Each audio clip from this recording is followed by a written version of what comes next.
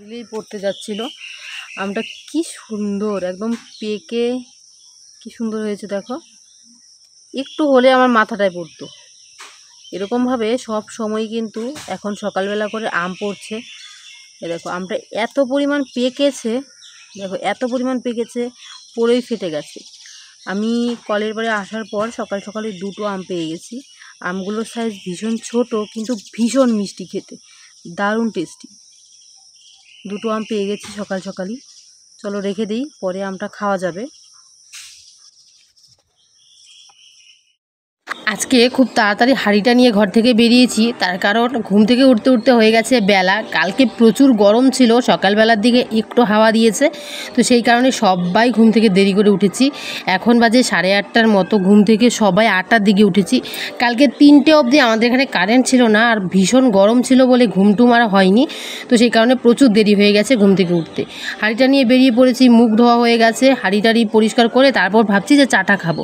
রান্নার কাজ যেটা আমাদের প্রত্যেক দিন করতেই হবে, আর রান্নাটা আমাদের বাড়িতে তাড়াতাড়ি বসাতে হয়, কারণ 10:30 11টার মধ্যে আমাদের কিন্তু ভাতটা প্রয়োজন। সবাই আমরা ভাত খেয়ে নিই, আর ভাই শুনছি আজকে কলেজে যাবে, তো এদিকে ভাতটা আমাদের খুব তাড়াতাড়ি দরকার পড়বে। তো এখন আমি তাই হাঁড়িটা পরিষ্কার করে এনে রান্নাটা বসিয়ে দেব। আর কি কি সবজি রান্না হবে না হবে সেটা আমার মাই জানে, সেটা আমি বলতে পারবো না। এখন শুধু ভাতটা কোনো রকমে বসিয়ে দিই, ভাতটা হয়ে গেলে একটা ডিম ভাজা হোক বা ডাল সেদ্ধ হোক বা আলু সেদ্ধ হোক, যে কোনো একটা কিছু দিয়ে কিন্তু খাওয়া যায়। তো সেই কারণে ভাতটা আমি বসিয়ে দিতে চলে এসেছি। অনেকগুলো লাকড়ি টাকড়ি জোগাড় করতে হবে। তো প্রথমে ভাবছি যে এখানে দুটো না বাঁশের ছোট ছোট ডুম আছে, তো সেগুলোই একটু বসিয়ে দিই, সেগুলো দিয়ে রান্নাটা বসিয়ে দিই। তারপর কিছুক্ষণ পর তাড়াতাড়ি বাড়ির পেছন দিক থেকে গিয়ে কিছু লাকড়ি নিয়ে আসবো। আমাদের কিন্তু বাড়িতে অনেক লাকড়ি জমা আছে, সবগুলোই হচ্ছে কাঠের লাকড়ি, তো ওইগুলো জমা আছে, ওগুলো নিয়ে আসবো। আর বাঁশখড়ি কমই আছে আমাদের এদিকে। তো চলো রান্নাটা কিন্তু বসিয়ে দিয়েছি। চাটা খাওয়া কিছু হয়নি, তো এখনই চা করব। চা আমি করব না, চা মা করবে। তো মা ওইদিকে চা করেও নিয়েছে, আমিও তাড়াতাড়ি করে চাটা খাবো। সকালবেলায় আমাদের সবার এতটা নেশা চা খাওয়ার, চাটা না হলে একদমই হয় না। তো যে ভাতটা বসিয়ে দিয়েছি, মা বলছে যে চল চাটা খেয়ে নিই। চা বিস্কিটটা এখন যদি খেয়ে নিই 9টার দিকে, 10টা 10:30টার দিকে ভাত হয়ে যাবে। যে কোনো সেদ্ধ ভাত হলেও কিন্তু আমাদের 10টা 10:30টার মধ্যে খাওয়াটা দরকার পড়ে। তো এই কারণেই কিন্তু তাড়াতাড়ি ভাতটা বসিয়ে দেওয়া। হ্যালো বন্ধুরা, গুড মর্নিং। কেমন আছো তোমরা সবাই? আশা করি ভালো আছো, সুস্থ আছো। আমিও বেশ ভালো আছি, সুস্থ আছি। নতুন ব্লগের সঙ্গে জানাই তোমাদের অনেক অনেক স্বাগত। তো ঘুম থেকে তো অনেকক্ষণ আগে উঠেছি। ওঠার পর হাতের অনেকগুলো কাজ ছিল, সেগুলো সেরে নিয়েছি। কিছু কাপড় কালকে ভেজা ছিল, সেগুলো মেলে দিয়েছি। প্যান্ডেলের মাঝখানেই মেলে দেওয়া হয়ে গেছে। এখন তো বাড়িতে প্যান্ডেল আছে, বাড়িতে অনেক বাস, এখন জামা কাপড় মেলার কোনো অসুবিধে নেই। প্যান্ডেলটা খুব আগেই হয়ে গেছে আমাদের, কিন্তু করার কিছু নেই, আগেই করতে হবে আমাদের, তো সেই কারণে করা হয়ে গেছে। শুধু বাঁশটাই লাগানো হয়েছে, কাপড় প্লাস্টিক ওসব পরে লাগানো হবে। আর এখানে আমি আমার গতসোনাকে নিয়ে বসে আছি। গতসোনা একটু আগে কিন্তু ঘুমিয়ে পড়েছিল, ঘুম থেকে উঠেই মাকে খুঁজছে। আর ও গলাটাও একটু ভেঙে গেছে, কারণ ওর একটু সর্দি ভাব লেগেছে। সেদিন গিয়েছিলাম আমি সোনার দোকানে, তোমরা দেখেছো, আর সেখানে ছিল এসি। এই গরমের মধ্যে ওকে নিয়ে এসিতে ঢুকেছি। ঢোকার পর যখন বেরিয়েছি তখন একটা গরম ভাব বেরিয়েছে না, মানে তখন সবারই খারাপ লাগে গরম ভাব, ও সহ্য করতে পারিনি, তো সেই কারণে সর্দি লেগে গেছে। জ্বরও উঠেছিল, জ্বরটা হালকা কমেছে, সর্দিটা এখনও রয়ে গেছে, আর গলাটাও হালকা ভেঙে গেছে। কালকে রাত্রেবেলায় এত খারাপ আমাদের ঘুম হয়েছে বলে বোঝাতে পারবো না। 2 দিন থেকে এত খারাপ ঘুম হচ্ছে আমাদের এই সাইডটাতে। রাত্রেবেলা করে একদমই ভোল্টেজ থাকে না, কারেন্টের ভোল্টেজ একদমই কম থাকে, তো সেই কারণে কিন্তু একদমই ফ্যান ঘোরে না। আর এমন হয়েছে কালকে ফোটা ভোল্টেজ ছিল না, শুধু কোনো রকমে লাইটটা জ্বলছিল। আর আমার ফ্যানটা এমনিতেই কম চলে, তো সেই কারণে আমার ফ্যানটা একদম চলছিল না। কালকে রাত্রে আমরা 3 জন এত কষ্ট করে ঘুমিয়েছি না, বলে বোঝাতে পারবো না, খুব কষ্ট হয়েছে কালকে। তো ভাইকে আজকে বলেছি আমাদের একটা ফ্যান কিনেই আনতে হবে। ছোট মানুষ, ওর গরমও বেশি ঠান্ডাও বেশি, দুটোই ওর বেশি। ও কিন্তু রাত্রেবেলায় গরমে কান্নাও করে দিয়েছে অনেকবার, হাত পাখা দিয়ে হাওয়া করেছি, কিন্তু আমিও তো আগের দিন রাত্রে ঘুমোইনি, ও জ্বর উঠেছিল, আমিও পুরো ঝিমোচ্ছিলাম, মানে একদম কি বলবো, মুরগির মতো ঝিমোচ্ছিলাম, এরকম অবস্থা। কিচ্ছু করার নেই, ও সকালবেলায় অ্যাক্টিভ ঘুম দিয়ে দিয়েছে, কিন্তু আমার আর হয়নি। আমি রাত্রেবেলায় উঠে উঠে হাত পাখা দিয়ে শরীরটাকে ঠান্ডা করে আবার শুয়েছি। এরকম করতে করতে কিন্তু আমার কালকের রাতটাই কেটেছে বেশিরভাগ। তো চলো আজকে ভাইকে বলবো একটা ফ্যান এনে দিতে। ফ্যান লাগবেই একদম। আমাদের এক টেবিল ফ্যান আছে একটা, সেটা ভাই দিয়ে ঘুমায়, আর আমাদের সিলিং ফ্যানটা একদম চলে না। এখন প্রচুর গরম পড়ে গেছে, খুবই দরকার। এদিকে বসিয়ে দিয়েছি ভাত, এই যে এখানে ভাত বসিয়ে দিয়েছি, তার সাথে নিয়ে এসেছে বাবা মাংস। আজকে মাংস দিয়ে খাওয়া দাওয়া সব কিছু হবে। রান্না মাই এসে করবে। আমি ভাবছি আজকে মশারি টশারি ওগুলো ধুয়ে দেবো, অনেকগুলো কাজ আছে, সব তোমাদের সাথে শেয়ার করব। আশা করি তোমাদের ভালো লাগবে। তো চলো ভিডিওটা দেখতে থাকো। তারপরে যে বাড়িতে যে কাজ, সেটা হচ্ছে যে বাড়ির ওপরে দেখছো তোমরা, এই যে ওপর জায়গাটার মধ্যে কিন্তু আমাদের কাপড়ের চান্দা লাগানো ছিল, তো সেটা খোলা হয়ে গেছে। কাপড়ের চান্দা, দুটো চান্দা ছিল দুটো ঘরে, সেটা খোলা হয়েছে। বছরে একবার করে আমাদের চান্দাটা ধোয়া হয়, আর বেশিরভাগই পুজোর টাইমে ধোয়া হয়। আর এবছর, এর আগের বছর পুজোর টাইমে ধোয়া হয়নি, তো তখন আমি প্রেগনেন্ট ছিলাম, আর সেরকম ধোয়ার দরকার পড়েনি। তো মা বলছিল যে না, এখনই চান্দাটা ধুয়ে নেই, তারপরে আর পুজোর সময় তাহলে এই ঝামেলাটা থাকবে না।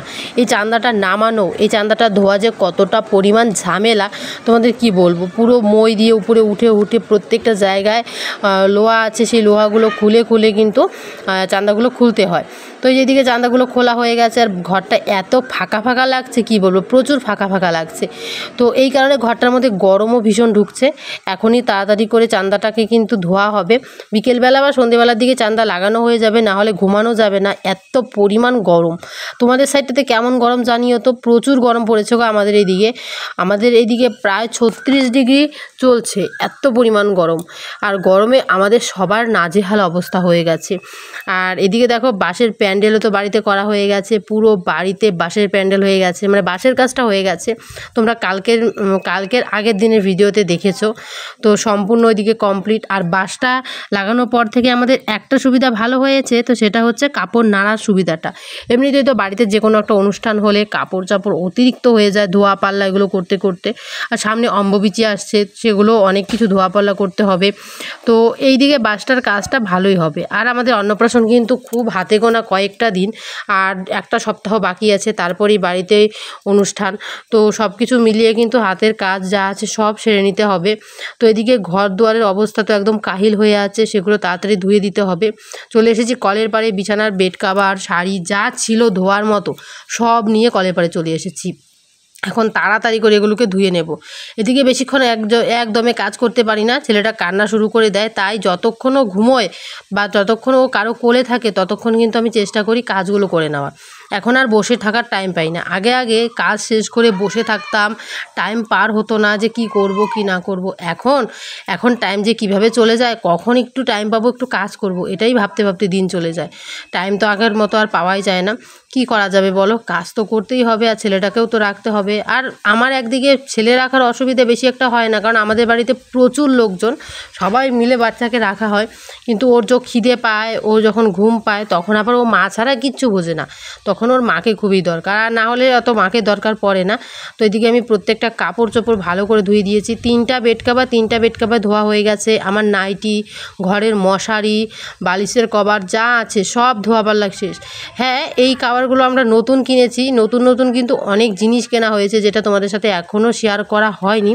অফার ছিল বলে অনেক কিছু কিনে নিয়েছি জানো, একবারে বস্তা ভরে কিনেছি, মানে সস্তায় একদম বস্তা ভরে ফেলেছি, এরকম কথা। তো কিছু করার নেই, এগুলোও তো ধুতে হবে, এগুলো তো আমরা প্রত্যেক দিন ব্যবহার করার জিনিসগুলো। আর আমার ঘরের বেড কাভার তো আমার প্রায়ই ধুতে হয়। আমার ঘরের বেড কাভার সপ্তাহে এখন আমার 3 দিন ধুতে হয়। তো সেই কারণে কিন্তু বেড কাভারটা বাবারটাও ধুয়ে নিয়েছি, আমারটাও ধুয়ে নিয়েছি, আর আমার ভাইয়ের বিছানার যে বেড কাভারটা আছে ওটাও ধুয়ে নিয়েছি, সাথে সাথে হয়ে গেছে। আর এদিকে বাঁশটা আছে বলে কিন্তু একদিকে সুবিধে, মানে বাড়িতে নাড়ার মতো অসুবিধা আর হচ্ছে না। তো ভালো করে চিপে নিচ্ছি, কারণ রোদ আছে, কিন্তু আমি চাচ্ছি 1 ঘন্টার মধ্যে যেন শুকিয়ে যায়। 1 ঘন্টার মধ্যে ছেলেকে ঘুম পাড়াবো, তো তখন আবার বেড কাভারটা লাগবে, না হলে কাঁথার মধ্যে ঘুম পাড়াতে হবে। আর ও না এই বেড কাভারগুলো ছাড়া ঘুমোতে চায় না, কাঁথা টাথা থাকলে না ঘুমোতে চায় না, হয়তো ওর ভালো লাগে না। আর এই যেদিকে মশারি ধুয়ে দিয়েছি, এটা হচ্ছে ভাইয়ের বিছানার মশারি, তো এটাও ভালো করে ধোয়া হয়ে গেছে। এই নাইটিগুলো সকালে আমি মেলে দিয়েছিলাম, ভেজা ছিল, তো সেটা কিন্তু শুকিয়ে গেছে, তাই সেটা রেখে দিলাম। তো এখন মশারিগুলো নেড়ে দেবো এখানে। মশারি নাড়তে বেশি একটা জায়গা লাগে না, কিন্তু মশারি তাড়াতাড়ি শুকিয়ে যায়।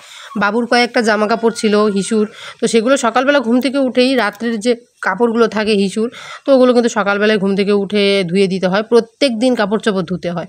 তো বাবুরগুলো শুকিয়ে গেছে, তো ভাবলাম ওগুলো এই সাইডে রেখে দিই, এগুলো তো আর সময় লাগবে না, হালকা একটু ভেজা আছে তো সেটা শুকিয়ে যাবে।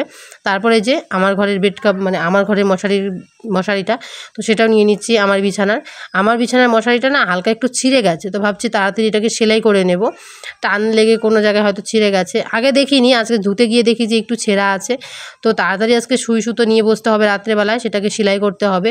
তারপর একটা শাড়ি আছে, সেদিন পরেছিলাম শাড়িটা, সেটা ধোয়া হয়নি। এই শাড়িটা আমি একদিন পরেছি, মা একদিন পরেছে, পরে পাশে একটা অন্নপ্রাশন বাড়ি ছিল, সেখানে গিয়েছিল নেমন্তন্ন খেতে, তো সেটা ধোয়া হয়নি। আর আমি যে কোনো কাপড় চোপড় যদি আমি পরার পর না সেটা না ধুয়ে আমি রাখি না, ধুয়েই রাখার চেষ্টা করি। তো এই যে শাড়িটা আর ব্লাউজটা তাড়াতাড়ি করে এখন ধুয়ে রেখে দেবো ঝটপট করে। আর ওদিকে দেখছি যে ছেলে বুনুরগুলো আর থাকতে চাইছে না, ওর ঘুম পেয়ে গেছে, ওকে আমার এখন তাড়াতাড়ি ঘুম পাড়াতে হবে। তো আর আলাদা একটা বেড কভার আছে, ভাবছি সেটাই পেতে দেবো, পেতে ওকে ঘুমটা পাড়িয়ে দেবো। তারপর তো বেশিক্ষণ ঘুমোবে না, এই ধরো 15 থেকে 20 মিনিট, তার বেশি কিন্তু ঘুমোয় না, পরে আবার উঠে পড়বে, আবার একটু পর ঘুমোবে। ও মানে বাবু সারাদিনে 6 থেকে 7 বার ঘুমোবে, একটু পরপর ঘুমোতে থাকবে, আর কিন্তু আবার বেশিক্ষণ ঘুমোবে না, এরকমবারই ঘুম হচ্ছে ওর। কিছু করার নেই, বাচ্চা মানুষের ঘুম একদম এখন হচ্ছে না বলার মতো, একটু ঘুমোবে উঠে পড়বে এরকম। তো চলো তোমাদের সাথে গল্প করতে করতে আমার হাতের অনেক কাজ হয়ে গেছে, নিজে স্নান করিনি, এখন নিজেও স্নান করব তাড়াতাড়ি করে, সব কিছু কিন্তু ঝটপট করে করতে হবে। আর কাপড়টাও ভিজে গেছে, সেটাকেও পাল্টে নিয়ে বাবুকে কোলে নেব। এই কাপড়টা নিয়ে এসেছি এখানে, আর বাড়িতে না সেরকম রোদটা কম আছে, তো ভাবছি যে কাপড়গুলো এখানেই মেলে দিলে একদিকে আমার সুবিধা হবে, তারপর এখান থেকে নিয়ে যেতে পারবো। আর এই সাইডগুলোতে ভীষণ রোদ লাগে, আমাদের বাড়ির পেছন দিকটাতে এত পরিমাণ রোদ লাগে সারাদিনে না, এই বাড়ির পেছন দিকটা মানে এত রোদ থাকে না, বলে বোঝানো যাবে না। পুরো যতক্ষণ না সূর্যি মামা ডুবছে ততক্ষণ পর্যন্ত এদিকে রোদটা থেকেই যাবে। ধরো না 4:30 বা 4:45 পর্যন্ত এইদিকে রোদ থেকেই যায়। সকালবেলায় রোদটা এই পাশটাতে কম আসে, সকালবেলা আমাদের বাড়ির সামনের দিকটাতে রোদ আসে, মানে আমার জানলার সাইডটাতে পুরো আমার চোখে এসে রোদটা লাগে, এরকম অবস্থা। সকালবেলা রোদটা ওই পাশটাতে বেশি থাকে, আর বিকেলবেলার দিকে মানে 10টার পর থেকে এদিকের রোদটা একটু বেশিই থাকে। তো এখানে মেলে দিয়েছি, আর বাসটা অনেকটা নিচু হয়ে গেছে, তো তাই এইভাবে মেলে দিয়েছি। আর দেখো কয়েকদিন আগে আমাদের কিন্তু ধান ফলানো হয়েছে, সেই ধান দেখো সাইড দিয়ে কতটা উঠেও গেছে। আর কয়েকদিন পর আমাদের কিন্তু গাড়াগাড়ি শুরু হয়ে যাবে, মানে রোয়া গাড়া শুরু হয়ে যাবে, খুব শীঘ্রই শুরু হবে, হাতে আর বেশি সময় নেই। আর তার সামনে আবার অনুষ্ঠান, সব কিছু মিলিয়ে কিন্তু হাতে বেশ কাজ আছে।